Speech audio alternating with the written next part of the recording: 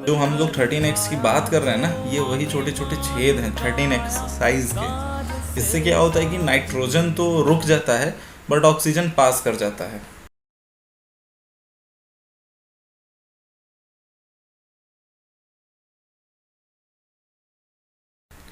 तो आज के इस वीडियो में हम लोग ये समझेंगे कि आखिर पीएसए टेक्नोलॉजी के थ्रू ऑक्सीजन कैसे बनाया जाता है।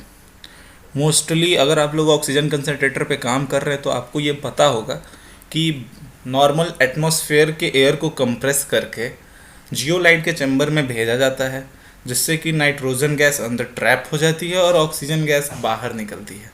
लेकिन वो कौन से फैक्टर हैं जो आपका ऑक्सीजन लेवल या ऑक्सीजन की प्योरिटी ज़्यादा देंगे, कौन कौन से फैक्टर इस चीज़ को इफ़ेक्ट करती है।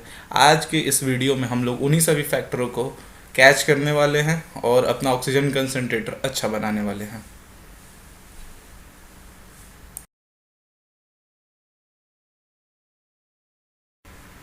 एटमॉस्फेयर के ही हवा से हम लोग को ऑक्सीजन बनाना है, तो हम लोग को ये पता होना बहुत ज़रूरी है कि आखिर जो हमारे वातावरण में हवा है उसके अंदर कौन कौन से गैसेस होते हैं। इसके अंदर सबसे ज़्यादा नाइट्रोजन पाया जाता है, ऑक्सीजन पाया जाता है, और लगभग अगर परसेंटेज की हम बात करें आपसे तो 78% पूरे हम लोग के वायुमंडल में नाइट्रोजन है, बाकी 21% ऑक्सीजन है। बाकी का जो आपका 1% आता है उसी के अंदर बाकी के सभी गैसेस हैं। समझ पा रहे हैं आप कितना ज़्यादा नाइट्रोजन है हम लोग के एयर में, और केवल 21% ऑक्सीजन है, जो कि हम लोग को अचीव करना है 78% को हटा के अप्रॉक्सीमेट 90% अचीव करना है ऑक्सीजन कंसनट्रेटर के थ्रू। तो चलिए हम लोग एक बार नज़र डाल लेते हैं सभी एयर्स के ऊपर। सबसे पहले आता है कंपोजिशन में नाइट्रोजन आता है। अब नाइट्रोजन की अगर हम लोग बात करें तो एयर के अंदर ये 78.090% होता है। एक्चुअली यह इतने ज़्यादा हवा मौजूद होना इसलिए ज़रूरी है क्योंकि ऑक्सीजन आप जानते हैं फ्लेमेबल होता है, तो अगर नाइट्रोजन इतना नहीं होगा तो हर जगह आग ही लगा पड़ा होगा, इसलिए नाइट्रोजन का होना बहुत ही ज़रूरी है 78%। ऑक्सीजन जो है अपने एटमॉस्फेयर में 20.9% के आसपास होता है, और आप जानते ही हैं कि ये सिंपली हम लोग के ब्रीदिंग में काम आता है, और इसी की वजह से हम लोग जिंदा हैं धरती पे। और जो तीसरी एयर आती है वो कार्बन डाइऑक्साइड जो हम लोग रिलीज़ करते हैं, वो मात्र 0.03% है। ठीक है, अब 0.03% कार्बन डाइऑक्साइड है, तो इसको इतना एयर में से हम लोग को छानने की ज़रूरत है नहीं। किस काम में आती है आप देख सकते हैं स्क्रीन पे। ठीक है, अब बात आती है कुछ गैसेस होती हैं जो कि इनर्ट गैसेस होती हैं, जो किसी से रिएक्शन नहीं करती, वो होती हैं 0.94%। ये इफ़ेक्ट करेगा 1% जो है, ये हीलियम गैस इसके अंदर आती है, जैसे कि नियॉन गैस आ जाती है। तो आप जानती हैं नियॉन की एलईडी बनती हैं, तो आप ये समझ गए होंगे कि कौन कौन सी गैसेस हम लोग के एटमॉस्फेयर में मौजूद होती है।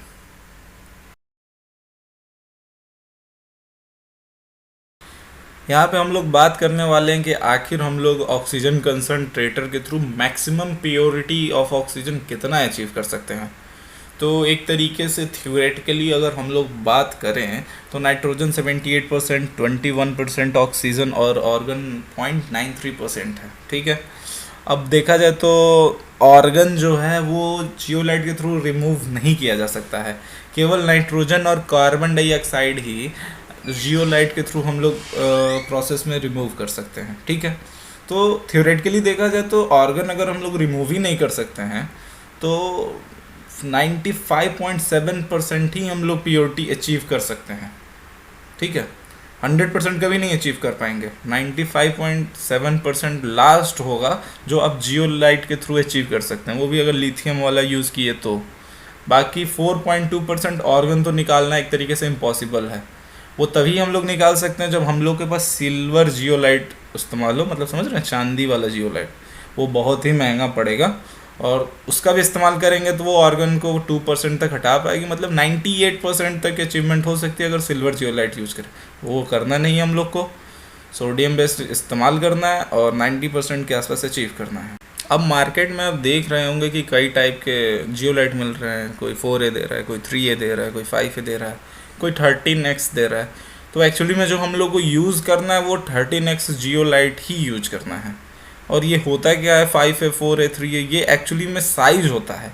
साइज मतलब जियोलाइट के दाने का साइज नहीं होता है, ये पोर जो होता है, पोर ओपनिंग होता है क्रिस्टल का, वो आप बस इतना समझिए कि जो जियोलाइट के अंदर जो छेद मौजूद होते हैं उनका साइज डिसाइड होता है। ठीक है, तो आप बस इतना समझिए कि आपको 13x वाला जियोलाइट इस्तेमाल करना है, और ये इसलिए करना है क्योंकि 13x जियोलाइट में आपका जो होता है सिलिकॉन और एल्यूमिनियम का जो रेशियो होता है वो ऑक्सीजन के प्रोडक्शन में बहुत ही हेल्पफुल होता है दूसरे जियोलाइट के कंपैरिजन में, अगर हम लोग देखा जाए तो। बाकी अगर आप डिटेल देखना चाहते हैं तो वीडियो पॉज करके ये आप डिटेल पढ़ सकते हैं।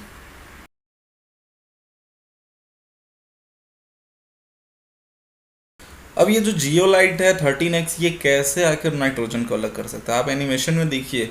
ये जो हम लोग 13x की बात कर रहे हैं ना, ये वही छोटे छोटे छेद हैं 13x साइज के। इससे क्या होता है कि नाइट्रोजन तो रुक जाता है बट ऑक्सीजन पास कर जाता है। तो जो आपका जो चैम्बर होता है उसमें नाइट्रोजन आपका रुक जाएगा, और जो आपका ऑक्सीजन होगा वही केवल आगे जा पाएगा। तो आप मेरे को लगता है अच्छी तरीके से समझ चुके होंगे कि 13x हम लोग क्यों इस्तेमाल करते हैं, और 13x आखिर किस तरीके से ऑक्सीजन को रिलीज़ करता है। अब एक हम लोग एनिमेशन देखेंगे जिसके थ्रू हम लोग ये समझ पाएंगे कि पूरा का पूरा ऑक्सीजन कंसंट्रेटर वर्क कैसे करता है।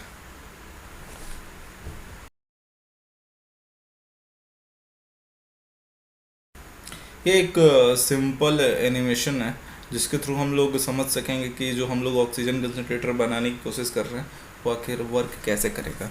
यहाँ से एयर जब हम लोग कंप्रेस करके जब हम लोग एयर को डालेंगे तो सबसे पहले कूलिंग करनी होगी। एयर को ठंडा करके जियोलाइट के पहले चैम्बर में जाएगा, और आप यहाँ पे देख पा रहे हैं यहाँ पे नाइट्रोजन धीरे धीरे एब्जॉर्ब किया जाएगा, और नाइट्रोजन एब्जॉर्ब होगा, और एब्जॉर्ब होने के बाद वो आपका जो है ऑक्सीजन के चैम्बर में जाएगा जहाँ पे स्टोर होगा। नाइट्रोजन को निकालने के लिए यहाँ पे वैक्यूम क्रिएट किया जा रहा है। वैक्यूम मतलब कि नाइट्रोजन आपका एक तरीके से अपने आप बाहर नहीं आने वाला है, इसके लिए आपको वैक्यूम क्रिएट करना पड़ेगा। और वैक्यूम हम लोग कैसे क्रिएट कर सकते हैं, या तो यहाँ पे हम लोग एक एडिशनल एक्स्ट्रा कंप्रेसर लगा सकते हैं जो नाइट्रोजन से जो जियोलाइट से नाइट्रोजन को खींच के बाहर लेके आए, और वो उसी वाल्व से चलेगा जिस वाल्व से आप नाइट्रोजन का रिलीज करने का कनेक्शन दिए हुए हैं। जैसे ही वो वाल्व ऑन होगा वो नाइट्रोजन को खींच के बाहर निकाल देगा। अब ऑक्सीकिट वालों ने क्या किया है कि ऑक्सीजन का ही इस्तेमाल करके नाइट्रोजन को बाहर निकालने की कोशिश किए हैं। तो ये ऑक्सीकिट के सीईओ हैं, इनसे कल हमारी बातचीत हुई थी, बहुत ही अच्छे आदमी हैं। ये वीडियो में समझा रहे हैं कि आखिर ये किस तरीके से नाइट्रोजन को बाहर निकाल रहे हैं। तो देखिए, आप इनका वीडियो पूरे तरीके से देखिए, और आप किस तरीके से बना रहे हैं उसको भी आप समझिए। आशा करते हैं कि हमारे इस वीडियो से आपको मदद मिली होगी, और आप जल्द से जल्द 90% तक का ऑक्सीजन कंसंट्रेटर बना सकें और दूसरे लोगों की मदद कर सकें। धन्यवाद। Here's a concept. Ready? I'm going to explain how it'll work. Air compressor pushes in the air. Start in.